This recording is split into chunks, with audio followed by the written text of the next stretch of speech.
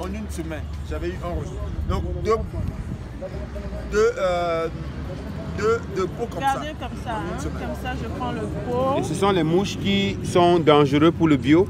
Ce sont les mouches qui piquent les fruits. Quand tu as un fruit, qui piquent les fruits. Oui, son milieu favorable de développement, c'est le fruit.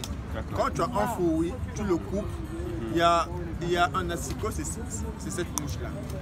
Donc le jeune homme est en train de nous dire que la chimie c'est bien parce que ça garde les insectes très loin de l'agriculture. Donc ça empoisonne les plantes. Ça protège les cultures. Ça protège les Parce cultures. que Donc le bio n'est pas bon. Nous sommes dans une zone tropicale humide, là où la pression des attaques, que ce soit les insectes, que ce soit les maladies cryptogamiques, que ce soit les maladies fongiques, est vraiment accélérée. Donc il faut la chimie pour faire développer des choses, il ne faut pas le bio. Aujourd'hui, par exemple, dans notre zone. Donc on a besoin de slow food ici au Congo. On est au Congo Brazza. Le gars dit qu'il faut oublier le bio. C'est la chimie. Développer l'agriculture biologique, moi j'en doute. Il en doute pour l'agriculture biologique. Ok, slow food, écoutez. Vous les attrapez comment? Est-ce que vous savez attraper avec... Donc il fait le piment, vous faites quoi? Vous faites le piment. Va me prendre la bouteille là-bas. Donc voici son magasin ici. Intéressant de partager. Voilà son magasin ici, AFPA, établissement AFPA. Donc il fait la démonstration. Son bureau est là, ses locaux sont là. Il fait la démonstration de comment on développe l'agriculture avec la chimie. Comme ça au moins il fait la démonstration aux Congolais qu'il faut utiliser la chimie, pas le bio. Donc nous sommes au Congo Brazza. Slow food, il faut travailler.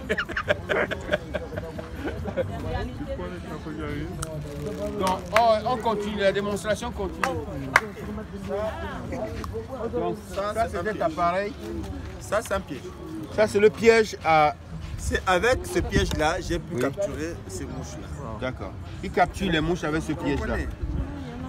Dans cette plaque-là, il y a un insecticide qui est là. Donc, il y a un insecticide, il utilise l'insecticide pour capturer les insectes. C'est un phéromone qui attire les insectes. D'accord. Qui pensent venir féconder les femelles. Okay. Et une fois en contact avec le produit neutralise le système nerveux de l'insecte et l'insecte tombe.